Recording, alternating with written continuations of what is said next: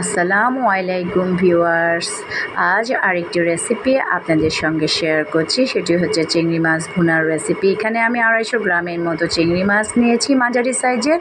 তারপরে নিয়েছি 10-12টা পেঁয়াজ কুচো করে।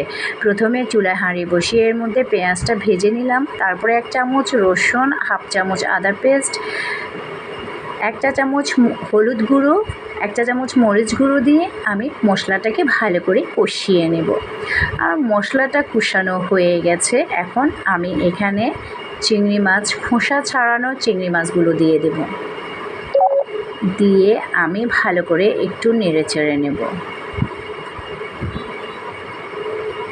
চিংড়ি মাছগুলো নাড়াচাড়া একটু ভাজা ভাজা হয়ে আসলে আমি ঢাকনা দিয়ে দেব।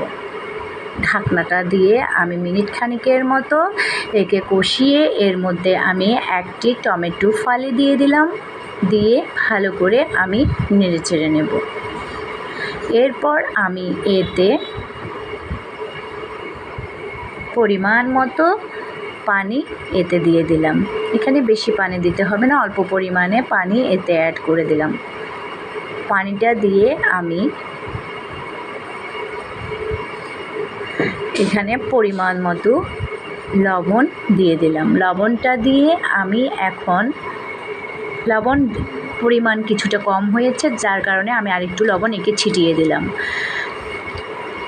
একটু নেড়ে আমি একে 6 থেকে 7 মিনিটের মতো রান্না হতে দেব। 7 মিনিট পর আমার মাছটা প্রায় হয়ে এসেছে। এখন আমি এতে 4-5টার মতো কাঁচামরিচ দিয়ে আবার ঢেকে দেব 2 মিনিটের মতো। তারপর আমি আবার ঢাকনা খুলে নিব। এরপর আমি এতে মাছটা মাখা মাখা হয়ে আসলে ধনেপাতা কুচি ছিটিয়ে দিলাম। ধনেপাতা ছিটিয়ে একটু নেড়ে চেড়ে